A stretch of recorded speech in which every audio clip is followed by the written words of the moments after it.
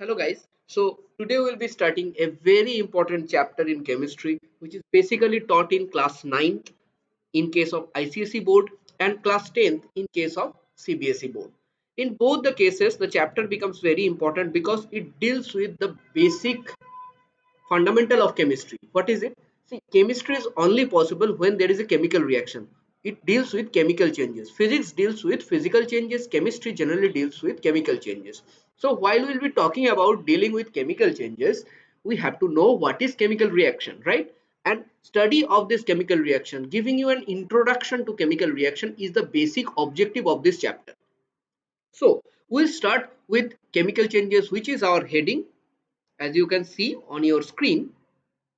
So our heading is chemical changes, and we know it very well. The chemical changes can occur when there is a chemical reaction. What is chemical reaction? Chemical reaction is a process in which the matter will change into a new substance, nothing else. The matter is going to change into a new substance. That's it. Now, see here, if you see the reactants, in a chemical reaction, what happens? Reactants change to products, nothing else. So what are reactants? Reactants are those substances which takes part in the reaction. And what is product? Product is those substance which after reaction is formed. That is, new substance which gets formed after reaction is called products. How does a chemical reaction happen? There is a very important topic which is called mechanism of chemical reactions. You will learn that lot in case of your JE preparation in class 11th and 12th. In case of mostly in case of organic chemistry, inorganic chemistry mechanisms are not that much still deciphered till now, but still there are some good books which gives you mechanism for inorganic chemistry too. So now, while going into the mechanism of chemical reaction, the basic mechanism, how does a chemical reaction occur? The basic mechanism is nothing but breaking of existing bonds and formation of new bonds. That is how a chemical reaction takes place, my dear friends. So here you can see this is hydrogen molecule, and this hydrogen molecule is having a single covalent bond in between them, in between these two hydrogen atoms, and this breaks. When this breaks, this is the breaking of the existing bond. This breaks, okay? And here you can see there is double covalent bond between oxygen atom and another oxygen atom in an oxygen molecule. It also breaks and it forms water. So here you can see there are two new bonds formed between hydrogen and oxygen, okay, and the existing bonds in between the hydrogen atoms in hydrogen molecule has broken. Existing bond of oxygen atoms in oxygen molecule has broken. So what has happened over here? Some chemical bond has broken, some chemical bond has been formed. The total equation can be written as like this, as you know, but you need to understand how it came, and that's what I showed you right now. So this kind of reaction is called, this kind of say representation can be called as a trivial mechanism of chemical reaction. Now what is a chemical bond? Chemical bond is basically a linkage or force. A linkage, this whatever you see as a linkage is basically a force of attraction between two atoms holding them together. इधर पे क्या है? Here two atoms hydrogen and oxygen, and ये थोड़ा सा attraction है. They have some force of attraction between the two which is holding this hydrogen atom and oxygen atom together as a stable molecule, and that is what chemical bond is. Okay guys, next.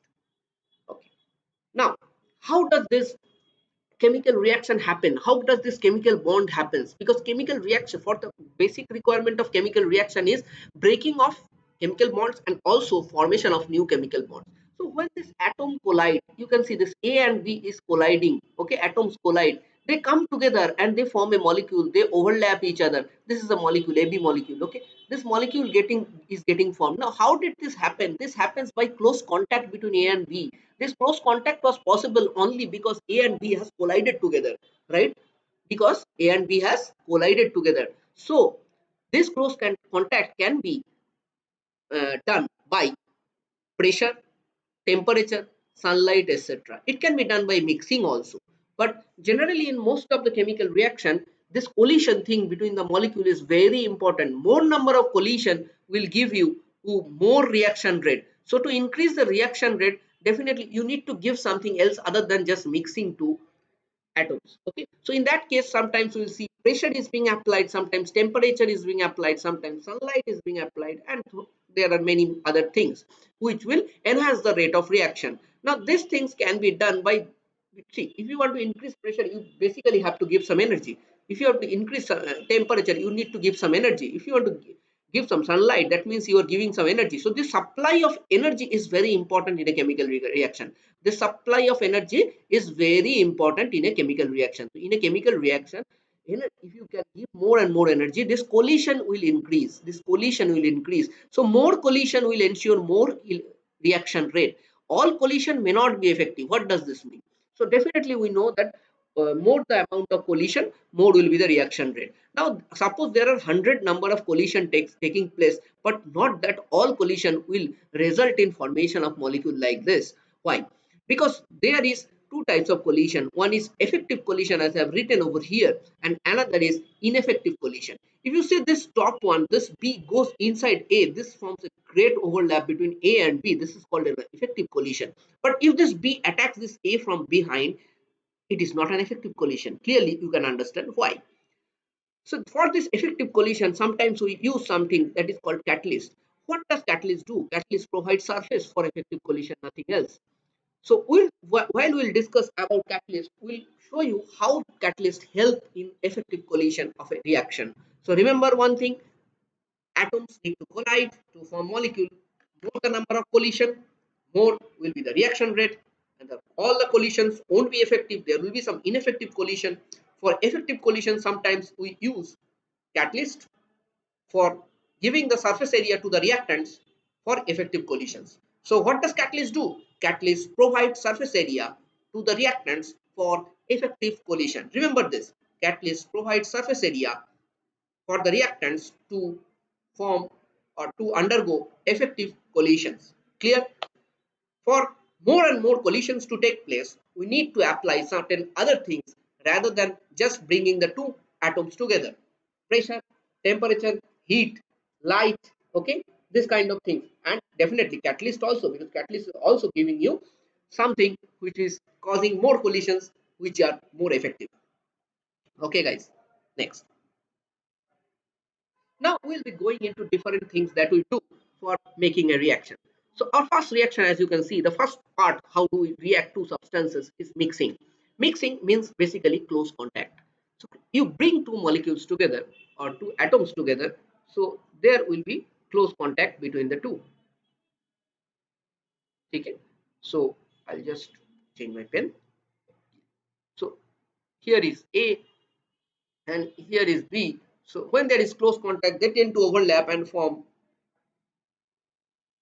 A and B. Okay. So this kind of process is basically enhanced by mixing. So if I mix phosphorus with iodine, then definitely there is mixing between phosphorus and iodine, and it reacts very explosively to form phosphorus triiodide. Okay? To form phosphorus triiodide. They react very explosively. You can write this. They react very explosively because they are very reactive. Very explosively. Okay? Next, you want to mix lead nitrate and potassium iodide. You mix them, the reaction will happen, formation of PbI2 and KNO3. After that, you balance the reaction. Now, what is important in this reaction? In this reaction, color change is very important, because color change things comes in your examination in terms of observation. They will ask you, what do you observe when lead nitrate is added to potassium iodide solution? So you need to say that white color of lead nitrate changes to yellow. That's it. That is enough. That's what you can see. Okay, that's what you can see. So white colored lead nitrate changes to yellow colored precipitate. So this basically forms a precipitate. So precipitate means it is insoluble. Precipitates are shown by downward arrow like this. Okay. So there is another thing that you learn, new thing. Precipitate is shown by downward arrow. Clear? Number two, we have, in case of certain reaction, solid state or simple gaseous state may not work. You may have to make solutions. Now solution can be liquid solution or in aqueous state. So it can be molten, it can be in aqueous state, which will cause more mixing, and is necessary for a chemical reaction. So how does this take place? This takes place by this: Na2CO3 plus oxalic acid, Na2CO3 plus oxalic acid.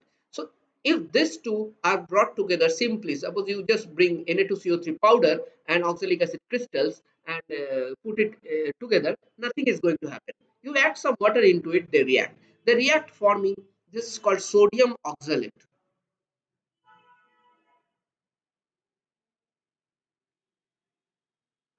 This is oxalic acid. This is sodium carbonate.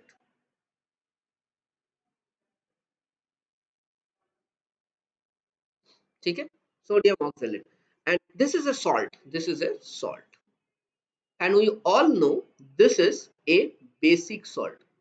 So we are going to study all this, why this is a basic salt and why this is not a normal acid salt or normal salt. This is a basic salt.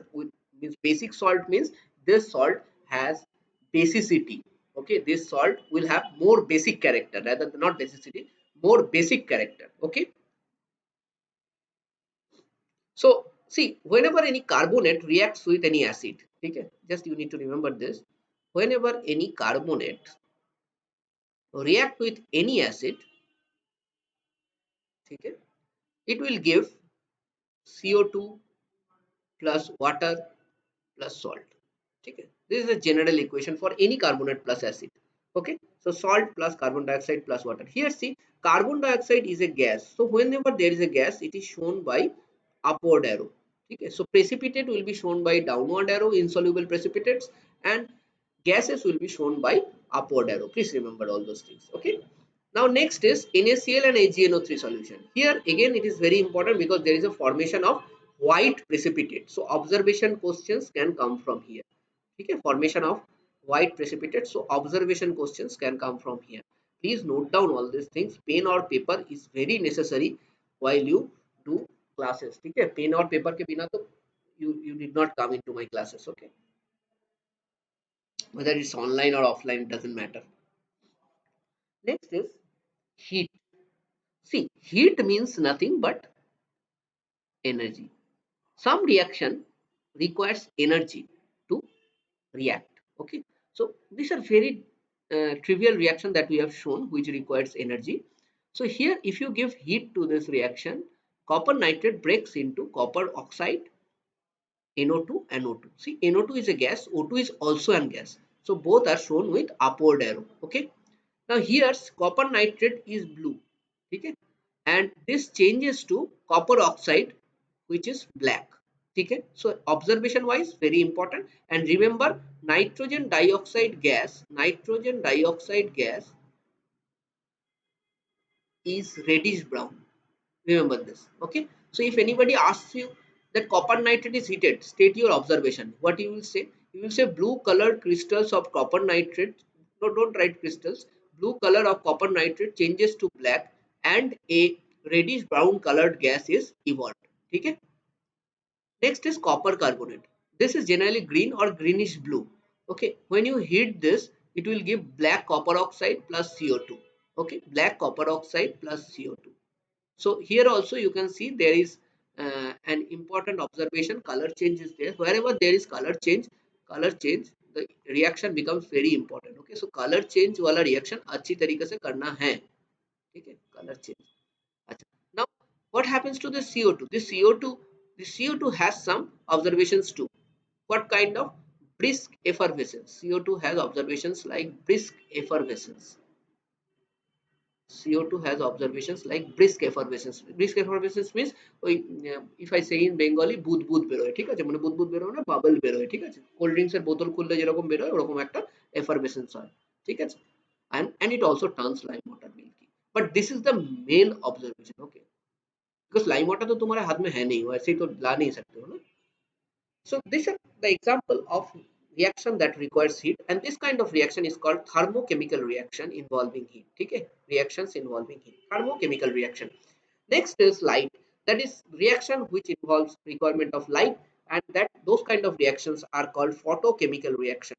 So there have been different examples that I have shown over here. Please note down all these things. All are important basically. Most important ones I have marked over here, that is hydrogen peroxide. If you give sunlight, it will dissociate into water and oxygen. Okay, water and oxygen. And this AgNO3, same way, silver plus NO2 plus O2.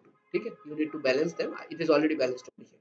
So if you see this H2O2 and AgNO3, if we give a little bit of sunlight, then it breaks. So definitely these two are stored in dark, that is brown bottles. Okay, dark bottle for H2O2 and AgNO3. Clear, guys? Okay. Okay. So we'll go to the next part right now. Okay. Now the next one that we are going to study is application of electricity. See, electricity and heat both are basically nothing but supply of energy and nothing else. Electricity means there are certain reactions or like decomposition of water. If you see decomposition of water, okay, decomposition of water. Okay. So in this case, you need to give electricity. That is, we apply electricity into water, and this has to be acidified.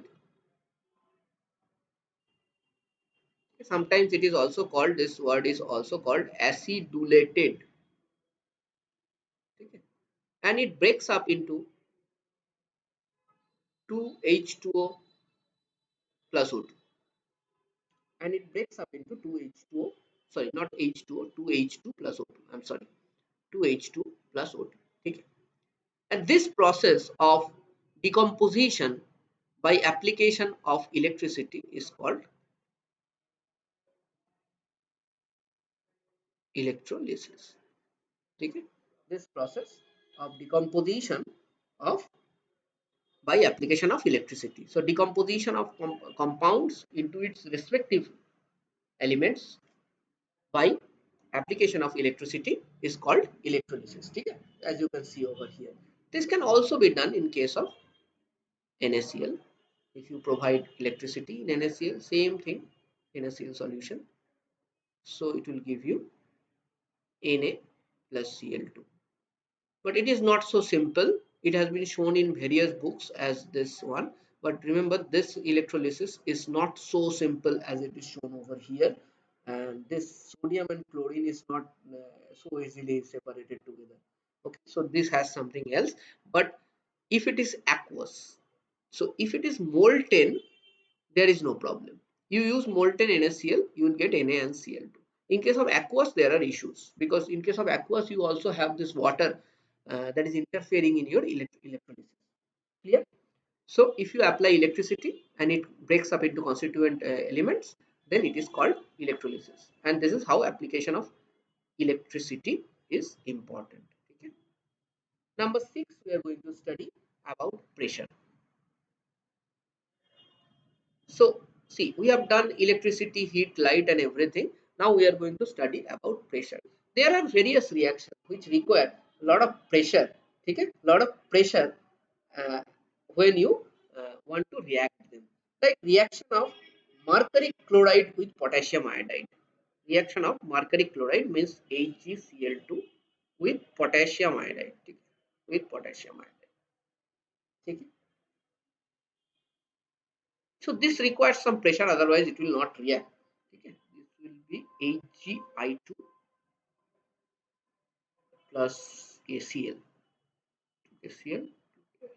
So this requires some pressure. Okay. Now why this thing is important? Why this is important? Because this mercuric iodide is having some color. Okay, this is having scarlet color.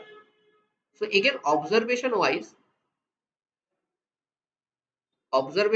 this reaction is very important. Okay, so that you need to remember, observation बहुत important है, ये आप कभी मत भूलना. ठीक है. So this is basically, these two are rubbed in a mortar. ठीक है. Rubbed in a mortar, scarlet color mercuric iodide is formed. ठीक है. Scarlet color mercuric iodide is formed. Another very important reaction that uh, happens with pressure is N2 plus 3H2. This is a reversible reaction. We are going to study in detail about reversible reaction. This requires around 200 to 900 atmosphere, that is huge pressure. It also requires temperature 450 to 500 degrees Celsius. It requires catalyst as iron and molybdenum as promoter. This is catalyst we are going to discuss in detail later on. So NH3. So this reaction also requires lots and lots of pressure. As you can see, this process is nothing but industrial manufacture of ammonia. NH3 is ammonia. Okay? NH3 is called ammonia industrial manufacture, and this process is called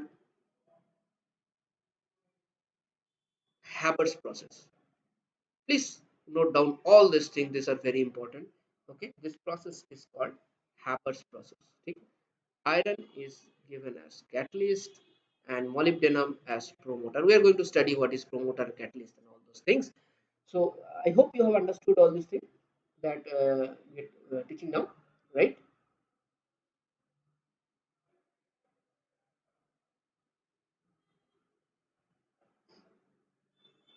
Clear, guys? So next we are going to study after this catalyst, which will take a little bit of time, and definitely we are going to invest that time in catalyst, because catalyst is a separate subject and very close to my heart. So we are going to study catalyst, because we have learned about this a lot. Let's understand how does a catalyst work. Okay, see, I have said earlier catalyst will provide surface area. क्या देगा catalyst? Catalyst will provide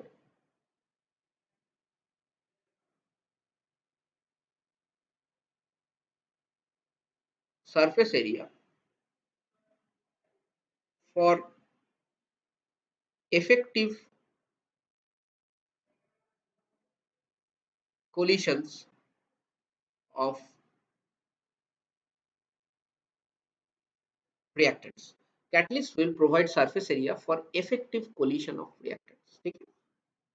So let us just see how does this operate. So suppose I'm showing you this is a catalyst surface. Okay?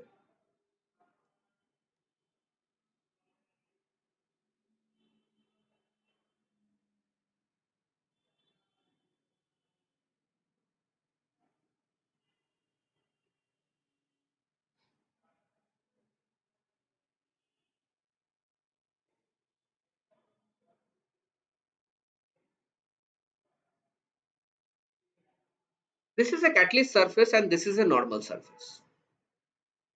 Clear? Now suppose I want to react. I'm taking two things. Let's take one. Okay, we'll take one of the reaction from anyone. Let's take nitrogen molecule. N2 molecule. So N2 is over here. Okay, N2 is over here. N2 molecules are over here. Clear? In this surface. And you pass on hydrogen like this. So whenever an hydrogen molecule hit the N2, it may go away like this. It may go away like this. Like this. Like this. So chances of effective collision becomes lesser because N2 is free to move. Now when you talk about this catalyst surface, this is how a reactant occupies the catalyst surface. The first reactant, let's take this as N2. So N2 is occupied over here. These are nitrogen. Inside the crevices of catalyst surface, this N2 is trapped. Now when you provide hydrogen and it has to collide with this, N2 has nowhere to go. N2 H2. N2 has nowhere to grow. So effective collision takes place very well.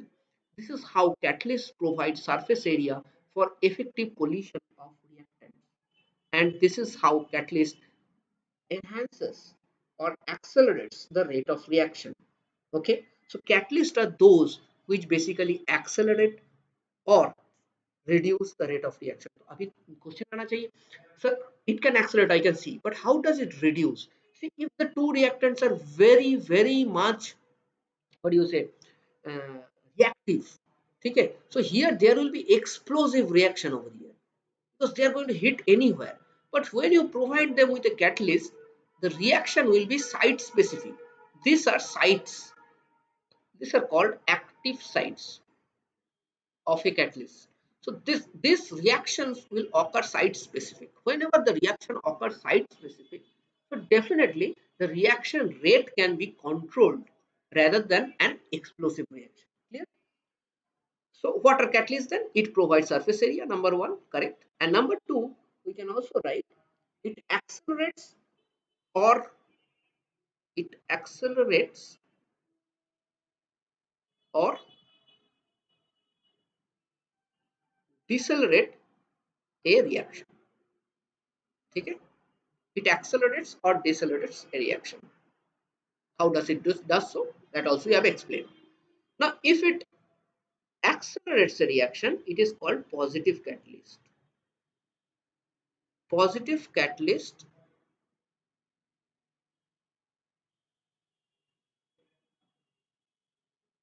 accelerates a reaction. Okay? Let us give an example of positive catalyst over here. Let's take this one, 2KClO3, 2KCl. This is the preparation of oxygen in lab, right? Okay. Normally, this reaction takes place at 700 degrees Celsius. If you want to do this instead of applying any catalyst, just normally 700 degrees Celsius has to be applied. But when you give catalyst MnO2, this reaction can be done at 300 degrees Celsius. Okay? So see how it decreased the amount of energy that you need to put in the reaction. Clear? So at the end of the day, the reaction happened at a much lesser temperature. Another important property of catalyst, please write down, is catalyst remain unaffected. Catalyst remain unaffected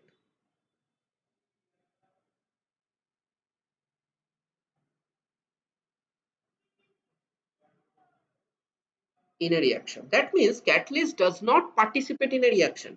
Catalyst does not participate in a reaction. It has just provided the surface area for effective collision and nothing else.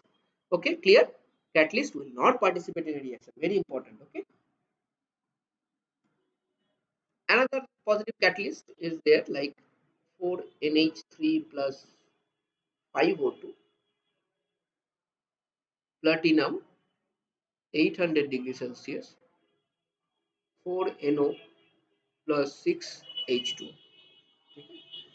4NO plus 6H2. These are all positive catalysts. This increases the rate of reaction. These are all positive catalysts. Okay? Now, what about negative catalysts? What about negative catalysts? Negative catalysts are those catalysts which retard the rate of reaction, which basically reduces the rate of reaction. Now, what kind of reaction can be reduced? What kind of catalyst can be used in this case? So negative catalyst is, first of all,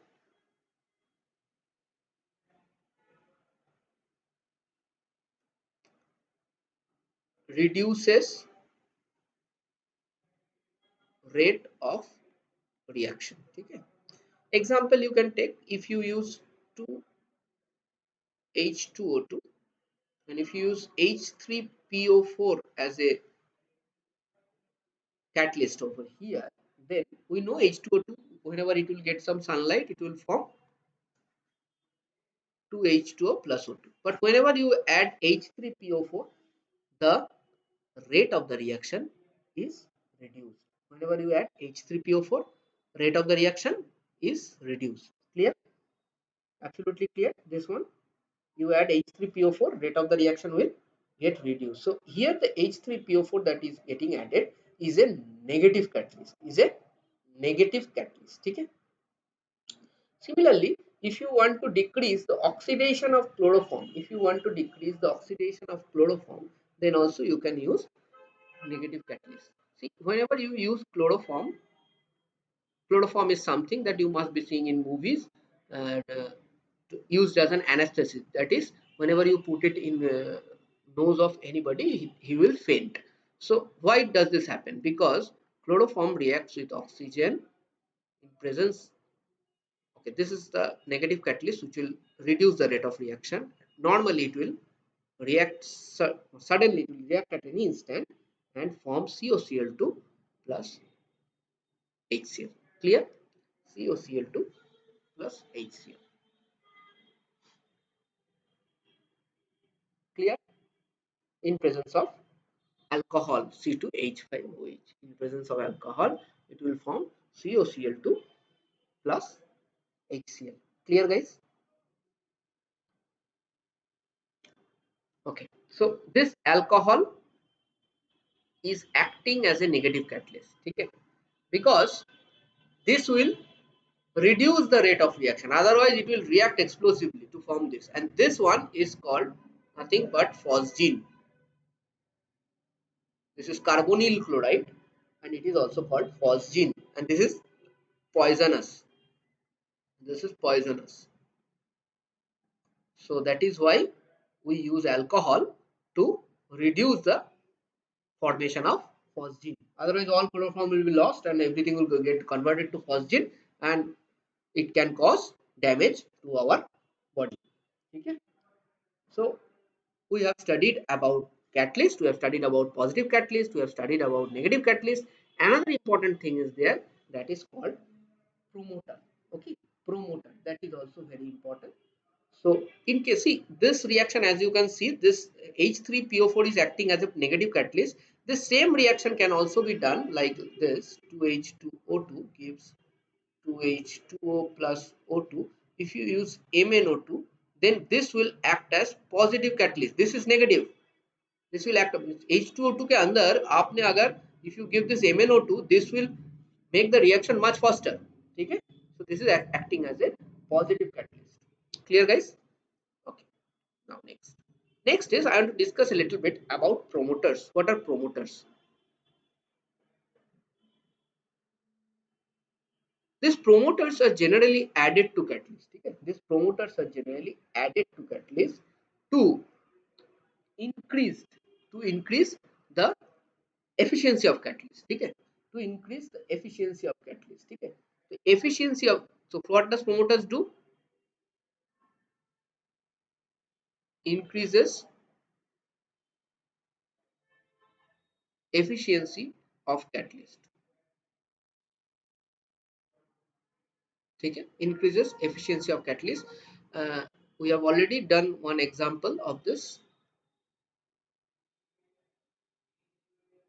Here iron is used as catalyst, molybdenum is used as promoter, temperature is 450 to 500 degrees Celsius, and pressure is 200 to 900 atmosphere. It ends in formation of ammonia. This is an exothermic reaction plus heat. Okay? So here molybdenum acts as a promoter. Molybdenum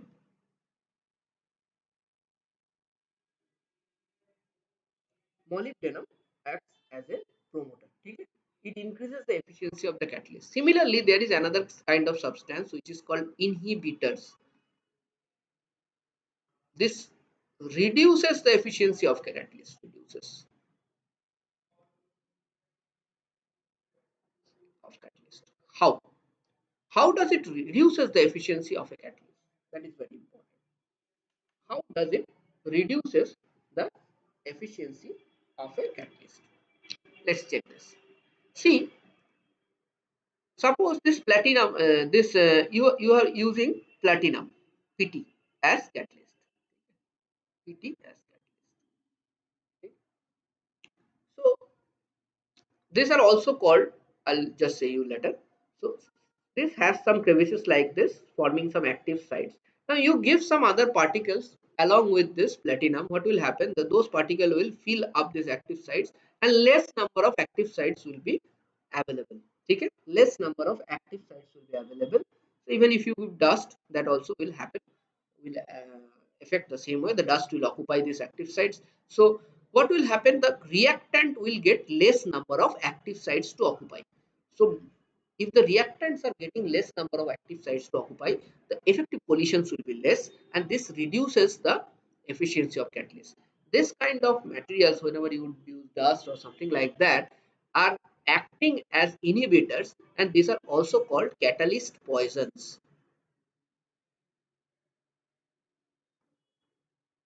These are also called catalyst poisons. Okay, clear? These are also called catalyst poisons. After this, we are going to discuss about various characteristics of chemical reaction. Okay, like evolution of gas, then change of color, which we already have discussed a little bit, formation of precipitates, and change of states. Okay.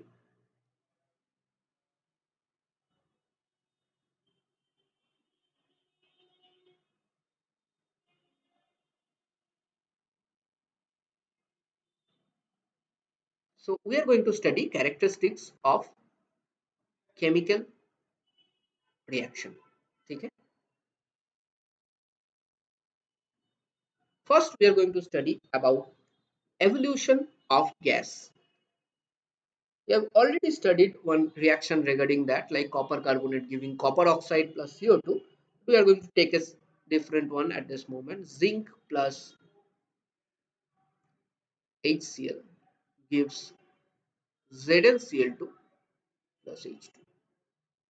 Whenever a gas is evolved from a reaction, then it is shown by upward arrow.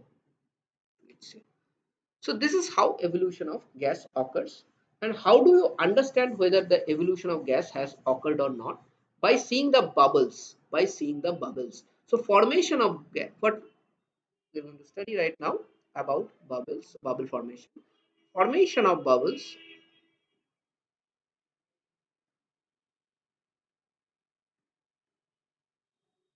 Formation of bubbles in a liquid. In a liquid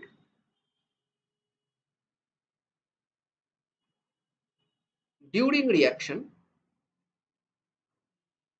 During reaction is called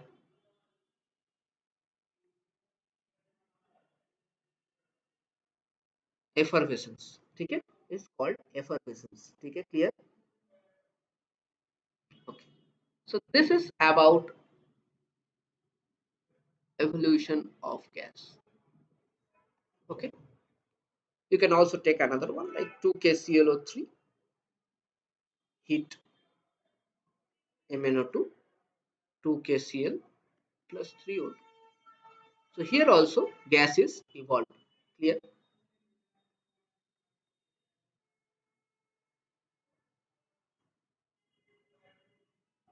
Number two, change of color.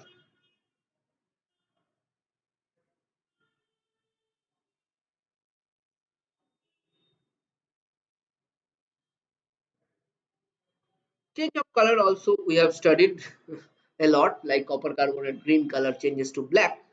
However, we'll take another reaction right now. Let's take okay. If you want to take magnesium plus CuSO4, it will form magnesium sulfate, which is white in color, plus Cu. So this one will be gray. This is white. So white solution will be white. This will form as a precipitate. This will be blue. So blue color solution will change to colorless or white, and gray color precipitate of copper will get formed. So this is what change of color means. So we'll be studying different kind of reaction in various places where we are going to see this change of color taking place, and we need to note them because this noting is very important as it is related with questions of observation. Observation questions noting is very important. Okay. Next, number three is formation of precipitates. This also we have done. Just will show you one, and that will be enough to understand what this is exactly about. So we'll take a separate example right now. Like we can take what do you like? Okay, FeCl3 plus NaOH. Okay. So this is yellow colored solution. Okay. And this is going to change to FeOH whole thrice, which is forming an insoluble precipitate shown by a downward arrow. Precipitates are shown by a downward arrow. Okay, precipitates are nothing but insoluble solid substances plus free NaCl.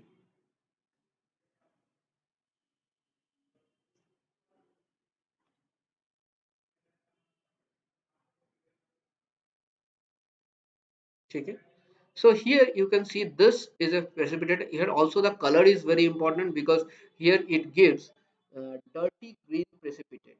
Sorry, this gives reddish brown precipitate. I'm sorry, reddish brown precipitate. Okay.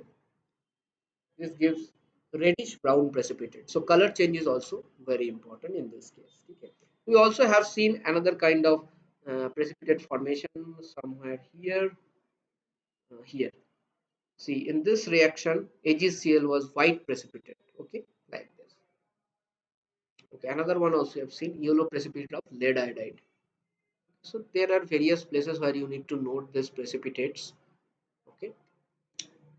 Next is number four. Number four is change of state. In certain reaction, the state of the reactants and the state of the uh, product is different. Like this. Like NH3 is ammonia, which is gas. When it comes contact with HCl gas, okay, it forms NH4Cl, which is solid. Clear? Which is solid. Okay. So this is change of state. Whenever there is change of state observed between reactant and product. So this ends the first part of the chemical changes that we want to know and we want to understand. After this, we are definitely going to go into much detail into various types of reaction. What are the types of reaction? Because reactions are divided into various types. We are going to study a lot about thermal decomposition because a lot of questions can come from there. And after that, we are also going to study neutralization and hydrolysis, which will be always very important not only for your this chapter but also for chapter that is called acid bases and salts. Okay, guys, thank you.